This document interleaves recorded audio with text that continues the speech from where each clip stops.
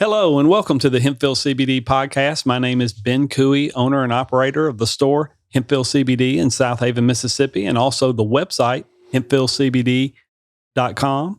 And sitting across from me is my producer, the man that makes everything work, Derek Michaud. How are you this morning? Good morning, Ben. I'm very well. Thanks for being here again. Good to see you. Anyone that watches this podcast, you'll see it changed a little bit. You and I have switched sides. We have. And that's because I made a beautiful $15 sign, grassroots here. But anyone watching, you'll see our new Hempville CBD podcast sign. So the way my studio is set up, in order for the sign to be on your camera, we had to switch spots. So hey, it's perfect because it shows the logo. And so when people are looking for us, they at least know what logo to look at when it pops on the screen. We're both on the same page as far as branding. Hence, I'm wearing my brand on in my shirt. So yes, good to be here. We got a fun topic today. It is cannabis is a multi-billion-dollar industry. So who's making all of that cheese, man? We got to figure out where that money's going. That's right. Everybody thinks, well, if you're in this business, you're making a ton of money, and that's so far from the truth, but we'll get into it. But first, to kind of set it up, a lot of people when we talk about cannabis, all they think about is marijuana.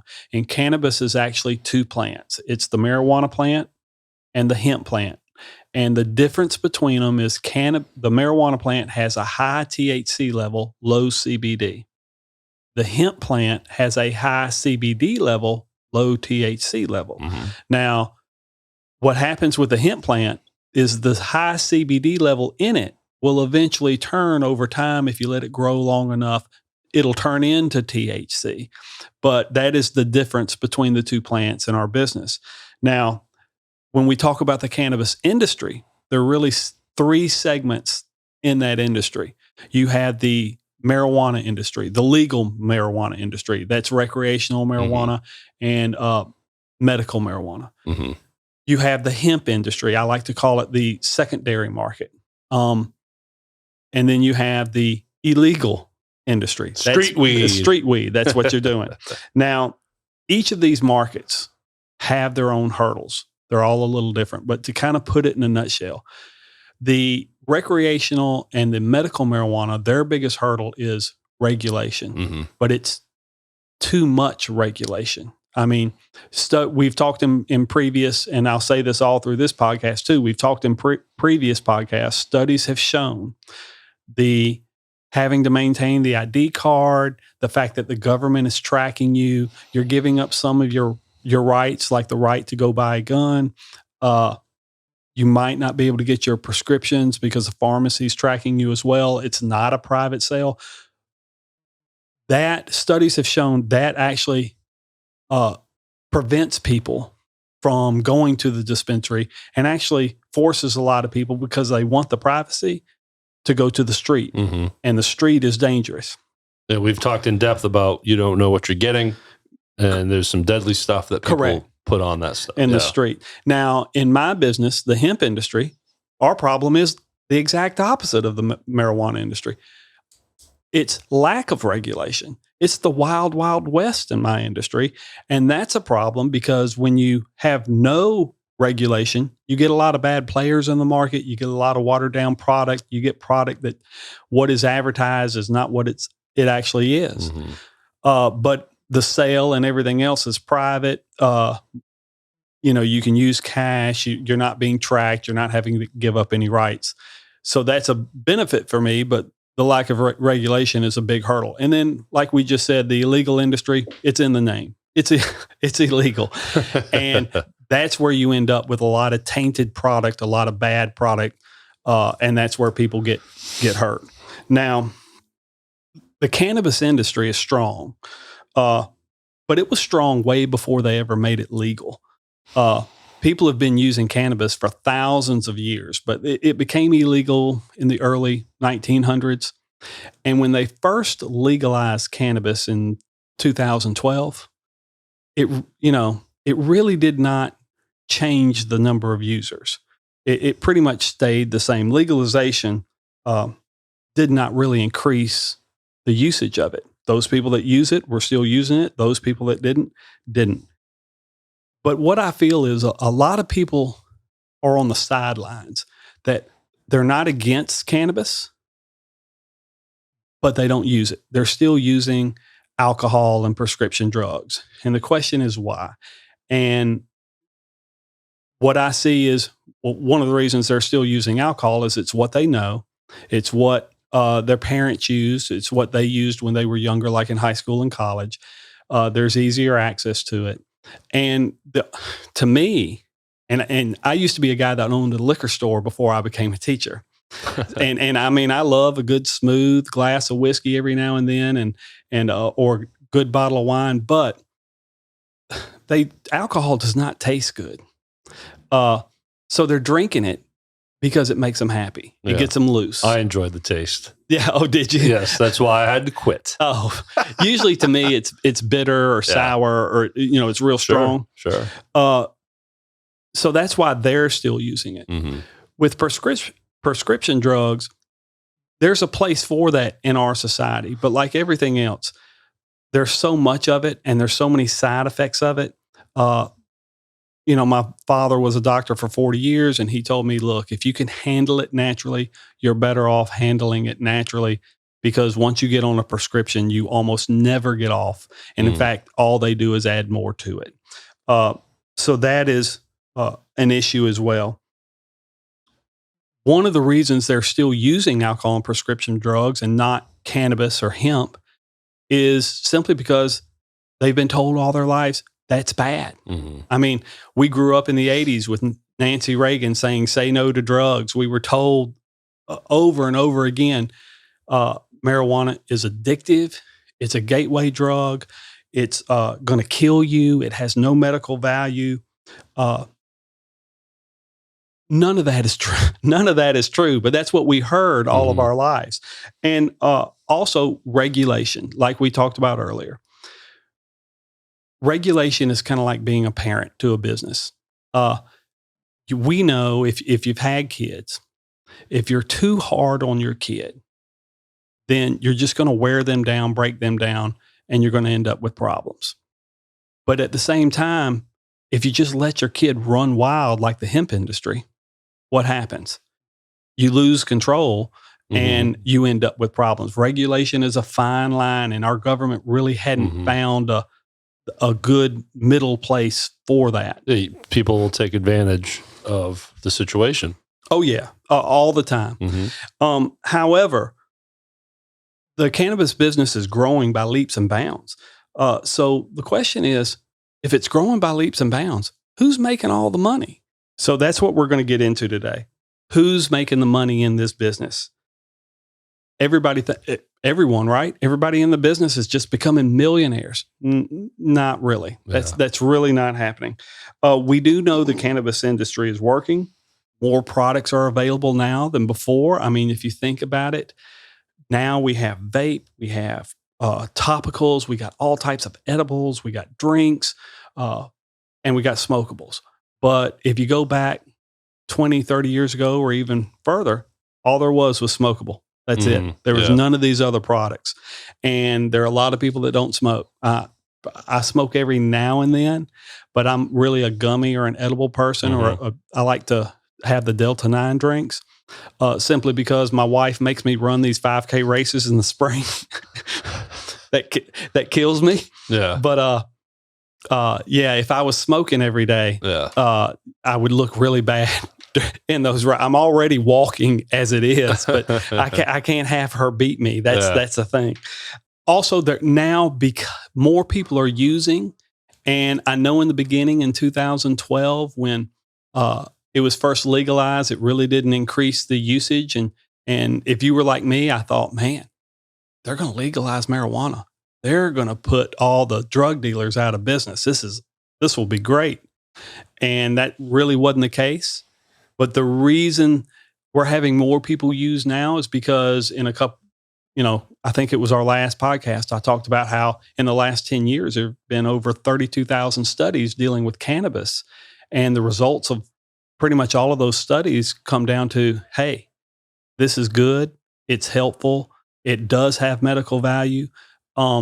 It's non-addictive, or it's a very, very low abuse rate.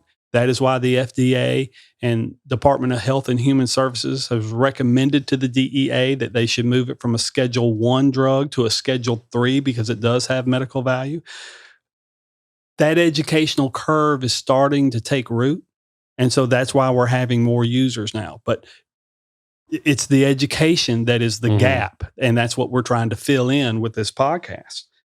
The point of the podcast is who's making all the money? Well, the business is, the cannabis business is doing great. It's growing by leaps and bounds.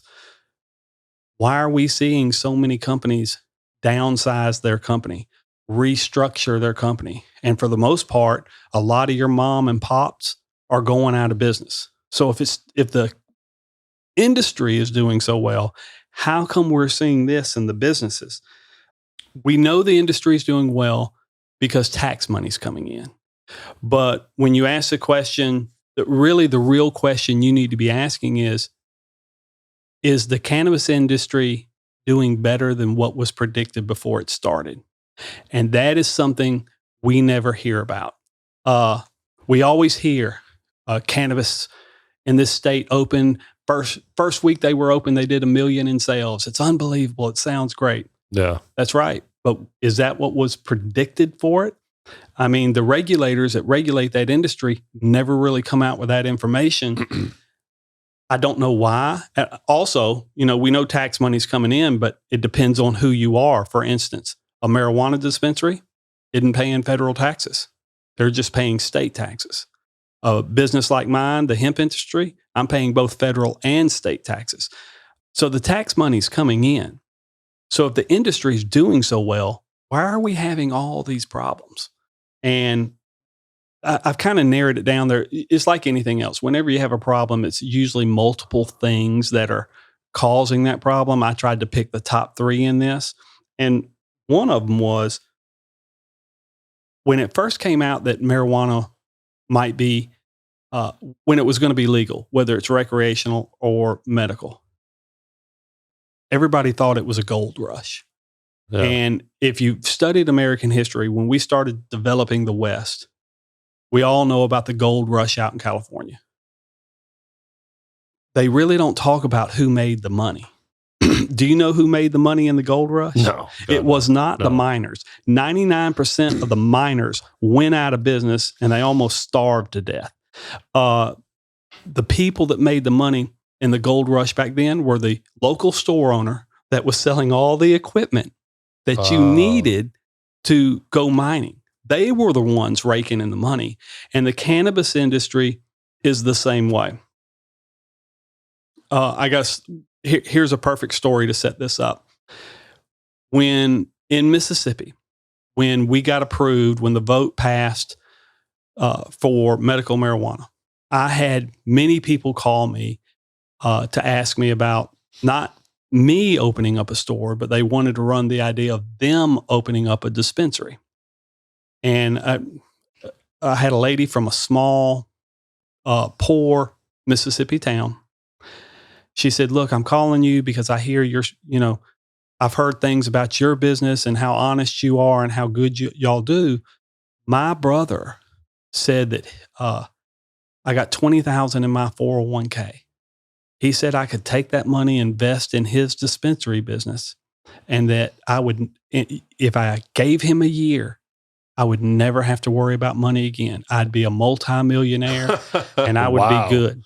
That is a bill of goods. And I said, "Well, look, let me ask you some questions." And I said, one, how much money does your brother think he's going to invest? Mm-hmm. She goes, "Well, he's got like $50,000 or $60,000 to invest." And I said, "Well, ma'am, I hate to tell you, but the license is $40,000. And the application fee for the license is $15,000. So right there, you don't have any money." But I told her the average dispensary at a minimum is going to cost you $1 million.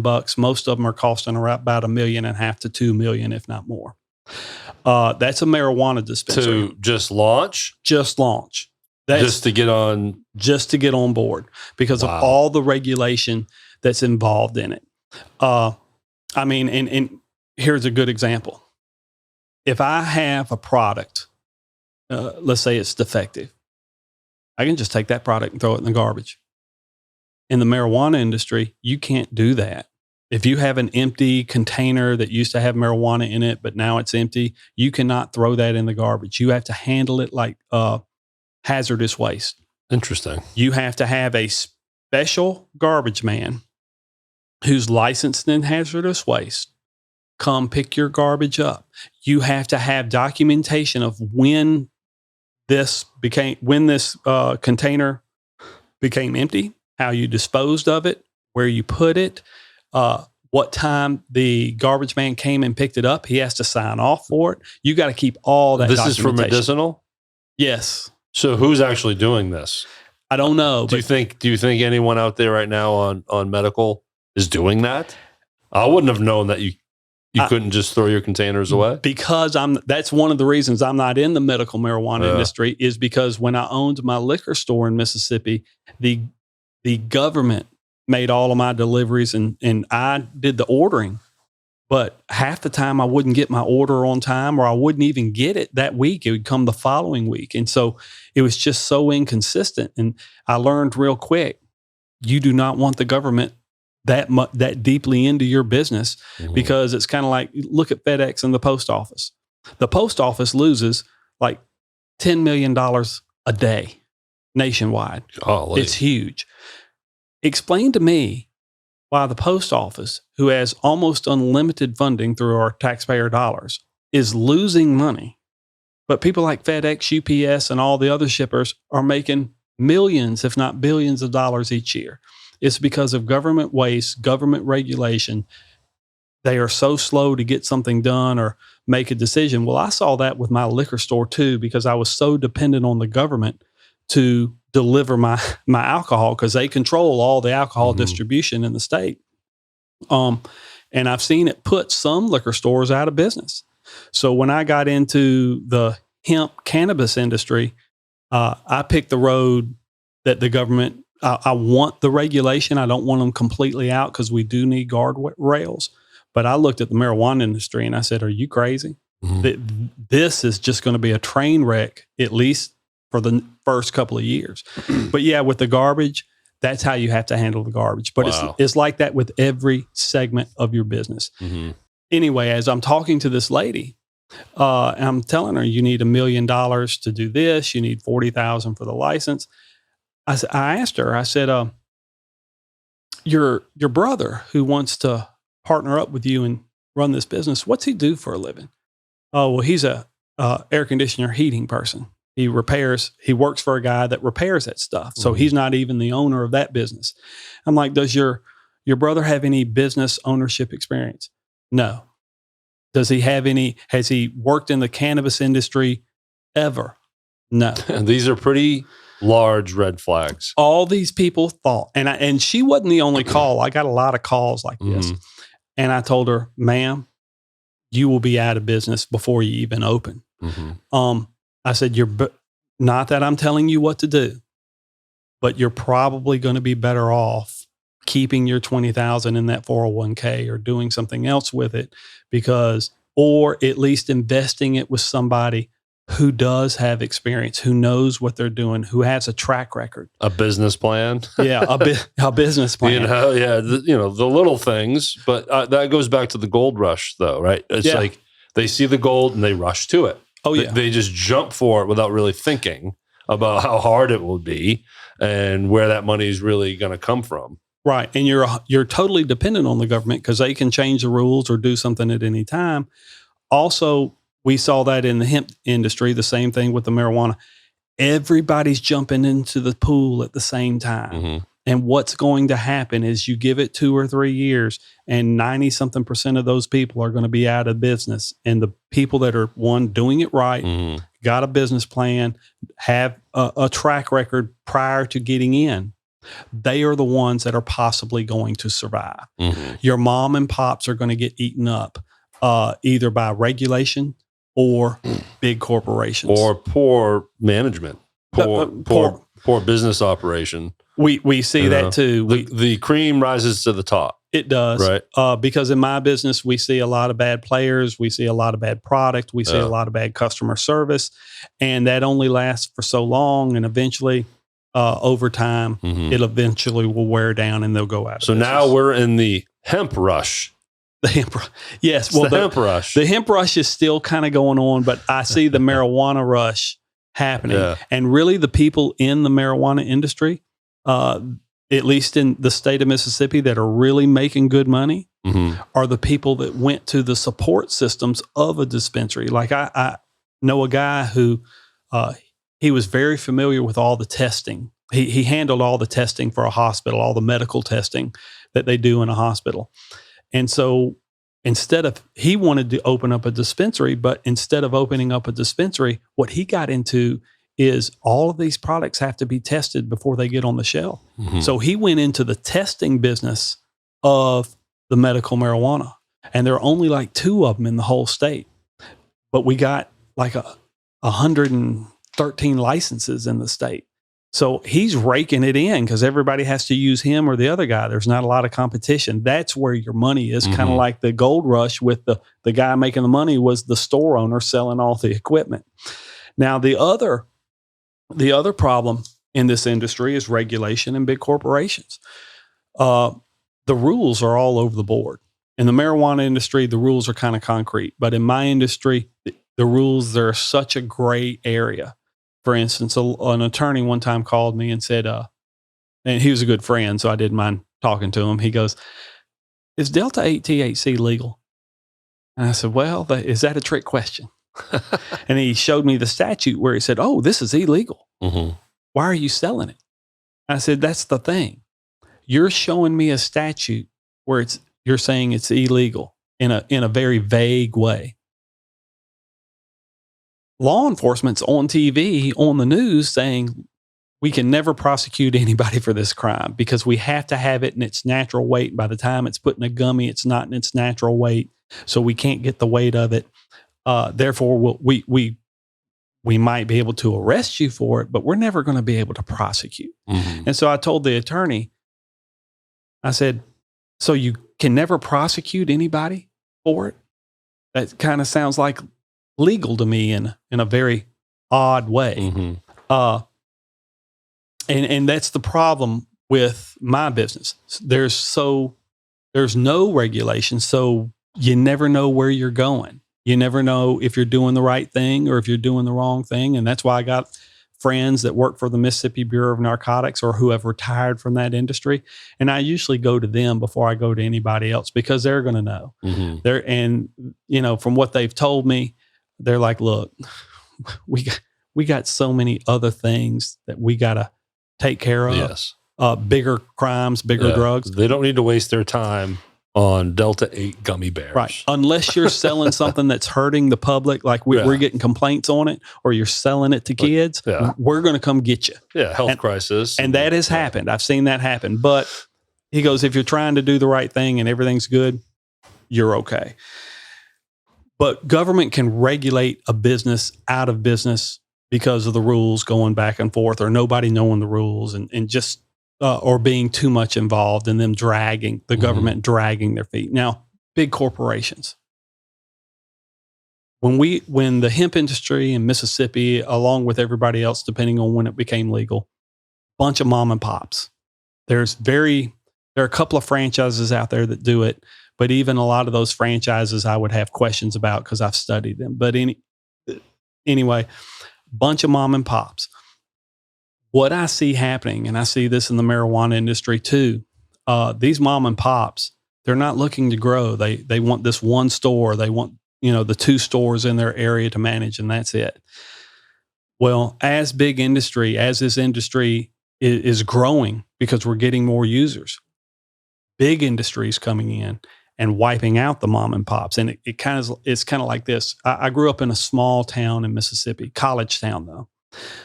In the 80s, we had maybe 10,000 people, but we had 6 grocery stores. Every grocery store was a mom and pop. Every owner of the grocery store lived in the town. Their kids went to school. We all knew them. Walmart came to town. Dun, dun, dun. When I was a kid, the town wouldn't let any major franchises come into the town. And the reason why is they were protecting the mom and pops. And as a kid, Mm-hmm. I was naive and I was like, man, I wish we had a Walmart. I wish we had a McDonald's. I wish we had all these things that I see in the city. And my mom's like, no, you think you want it, but you don't. Mm-hmm. And now I understand what she says. Walmart comes to town. All of a sudden, all the local pharmacies start drying Mm-hmm. up. All the little local businesses start drying up. The grocery stores. Now, we had, like I said, when I was a kid, we had 10,000 people in the town. We had 6 little grocery store markets. We now have 30,000 in the town, and we only have 3 grocery stores. And a Walmart. No. Walmart's one of the 3. Oh, gotcha. We got a super Walmart. We have a super Kroger. And then we have a discount grocery store Mm-hmm. that is one of the original local owners from when I was a kid. In fact, the guy who owns it grew up with me and we went to school together. And it's, of course, he inherited this business from his parents.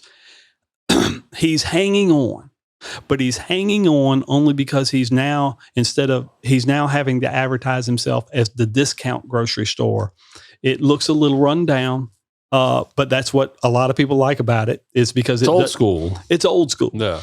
It's like going to a Piggly Wiggly. Exactly. Yeah. And when you walk in, it kind of feels like the 70s, 80s vibe. And you got a lot of blue collar workers in there. Sure. He's barely holding on, but I think the only reason he's still there is because land in the town that I live in now is so much. Other major chains have tried to come in, but they've told, what I've heard through the grapevine is the land costs so much that it's cost prohibitive for them to come in because the grocery store needs a huge amount of land for not only the building, but the parking lot. So in regards to the cannabis market, the only ones that are poised to do well are the big corporations because eventually they're going to come in like the Super Walmart and put your independent dispensaries out of business. Mm-hmm. We also see that in the hemp industry as well. That's one of the reasons what I try to do is we try to all bring in the best product at the best price and offer great customer service and the knowledge that my employees give the customer because customers are going to have questions and you can't just go in there and be like, oh man, it's good for sleep and relaxation and stuff like that. You got to be very educated to pass that education on to them. Mm-hmm. That is what I see as the livelihood of us surviving versus being swallowed up. That's going to allow me to compete because it's more personal. And I've seen that because when I was vacationing in Georgia a couple of years back, I went into a CBD shop and I asked the young lady behind the counter, I said, what is this good for? What's CBD do? Oh, it's good for sleep. It's good to relax. I'm like, is it going to get me high? No, it's not going to get you high, but it's good for you. I'm like, okay. I was like, do you have certificates of analysis on this stuff? Well, what's that? Mm-hmm. A COA, it proves that the product has been tested. And no, we don't have anything like that. I don't know what you're talking about. She was so uneducated about the product. One, I don't see how they were selling anything. And two, I was sitting there thinking, we can put them out of business. I mean, they are clueless in what they're doing. And as long as we're organized and together, we're going to be able to move forward. They're not. Now, why are the big corporations why are they in a position to where they are going to be successful? One, they can pay all the fees that come with opening up a business. And the fees are going to be high. They have the experience. I mean, some of these people that are coming in, they've been growing marijuana, they've been growing cannabis and hemp, and they've been in this business, some of them 20, 25 years. So there's a ton of experience, even the cultivators as well. We have people come in our shop. We get our flower from farms out in California and Oregon. And I can't tell you the number of people that come in our store that say, this is the best bud I've ever had. It's better than anything I've ever bought in a dispensary anywhere in Missouri, Arkansas, Colorado, Mississippi. And part of the reason for that is the farmers I'm buying from have been growing. They're like second, third generation growers. They've been growing this their whole lives. it's like an art form to them, and they do an amazing job. But let's say I'll take Mississippi, for example.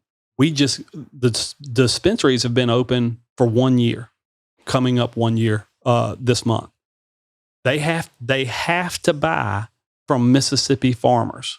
Mississippi farmers have been growing cannabis for about 1 year. Right? Yeah. Maybe add 6 months on the front end to kind of get things going. I'm but still, sure that's nothing. I'm sure they have brought some people in from the outside to help educate them and teach them how to grow it. Mm-hmm. But I got a 1 year of experienced farmer in cannabis versus somebody who's been doing it for 3 generations, and the guy who's alive today doing it has been doing it for over 20 years. No competition. Mm-hmm. But I had that freedom in the hemp industry where regulations in the medical marijuana industry will not let you buy out of state. You have to buy from your state. Also, big corporations, they have the money to kind of to influence government and therefore influence legalization. And I'll give you an example. Here in Mississippi, they had the Mississippi for Compassionate Care. They were to help advise.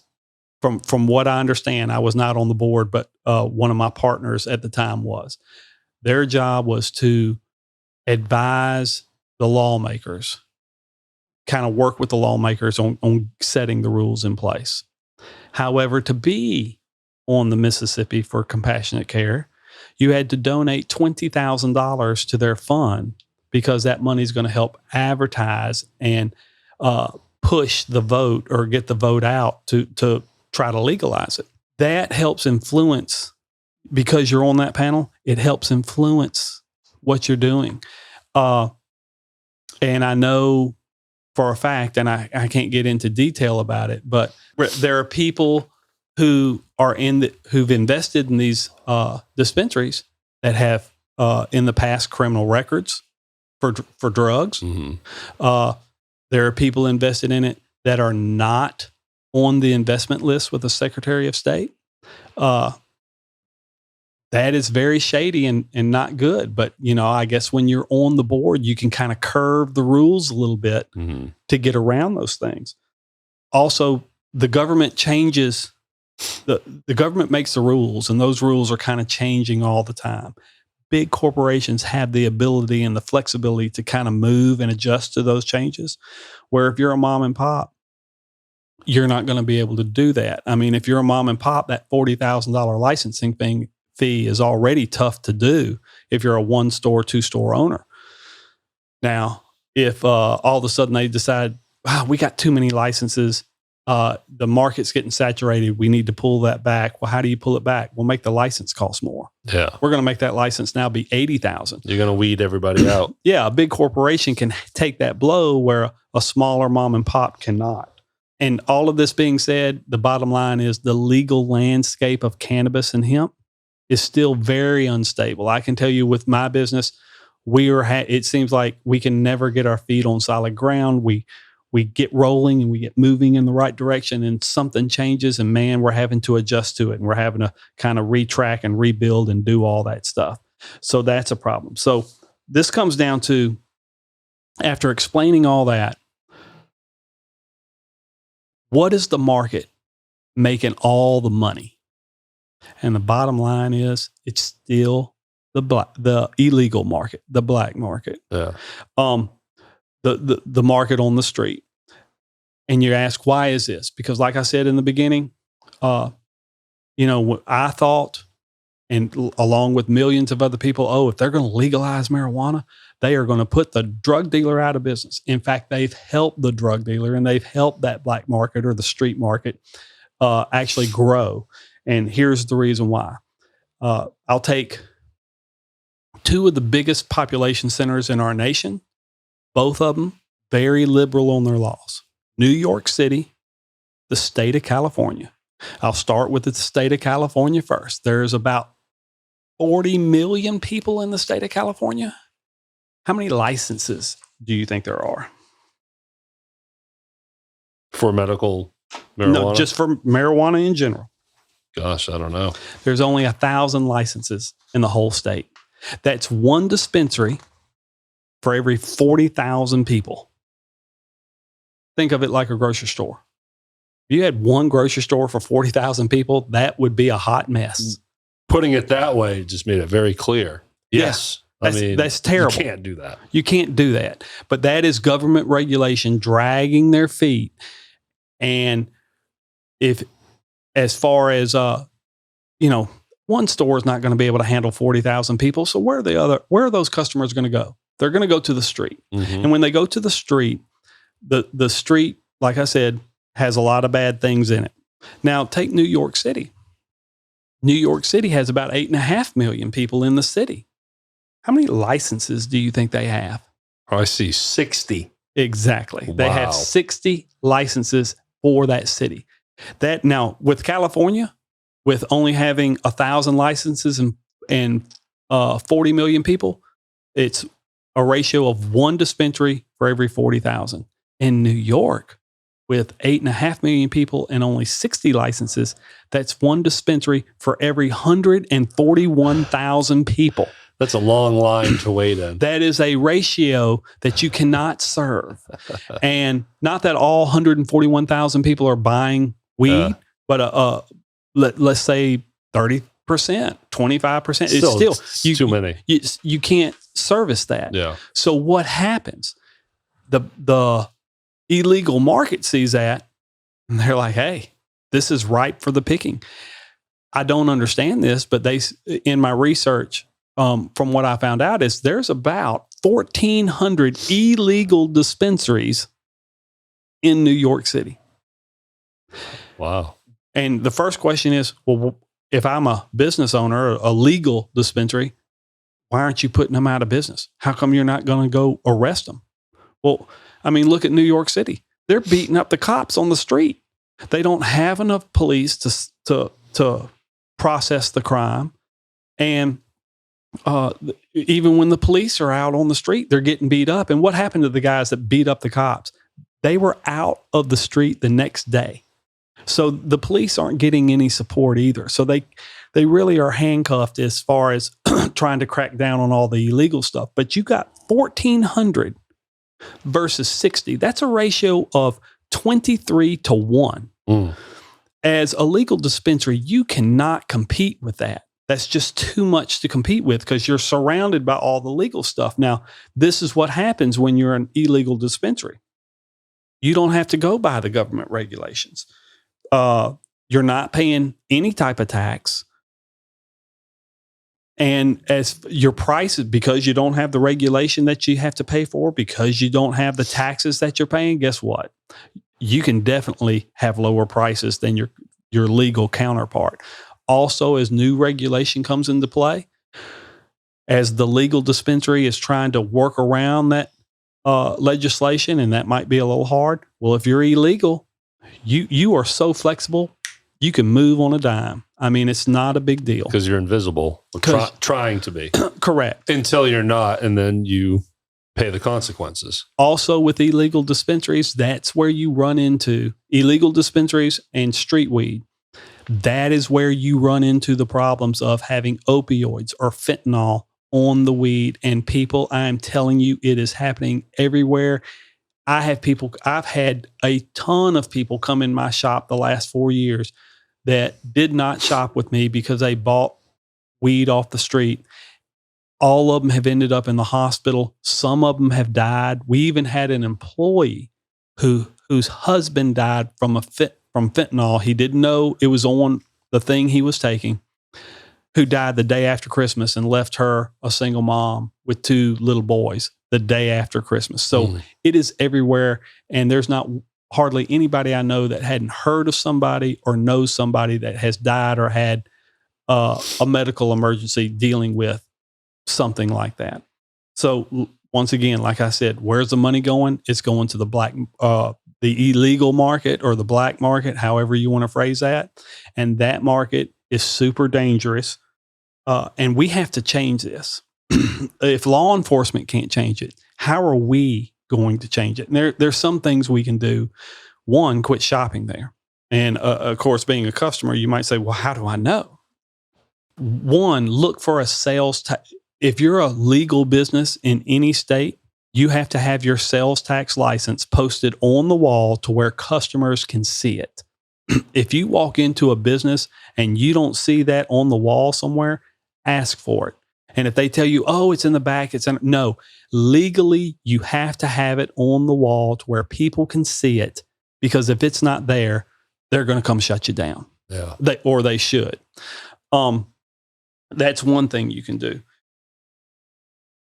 The other is get to know who you're buying from. I mean, the customers that walk in our shop, they know us personally now. We know them because we take the time to engage with them as we're passing along the education. They like our product. They tell us about their experiences. That's part of the reason for the podcast as well, is so people can put a face with the name of Hempville and see the type of person and the type of character we have. Get to know who you're dealing with to make sure, hey, am I dealing with somebody I feel comfortable with? Am I dealing with somebody I got a good feeling about? Because usually your intuition is right. If you walk into a place and you feel like this guy is just selling you something just to sell you, or there's something off, you're probably correct about that. And don't fall for gimmicks. I mean, if you see a price that's super low, that is just not even close to your competition, there's something wrong with that price. It could be an illegal dispensary that has a flexibility to do that because they're not under the regulation and tax that a legal one is done, or it could be watered down product. But I can tell you, usually with the illegal dispensaries and the street weed, their marketing plan was to sprinkle the opioids and stuff on the weed, so you get a stronger hit. Addiction. You all of a sudden get addicted to it, and that's how these people ended up in the hospital. Every single one of them had opioid withdrawal, except for the ones that died. It just killed them. Also, ask questions when you go in there. Like I said, ask questions about the licensing. Ask them about a COA. You might want to ask them, so where are you getting your product? What companies are you getting it from? If they don't know, or if they're reluctant to tell you, I would walk out, because there's something wrong.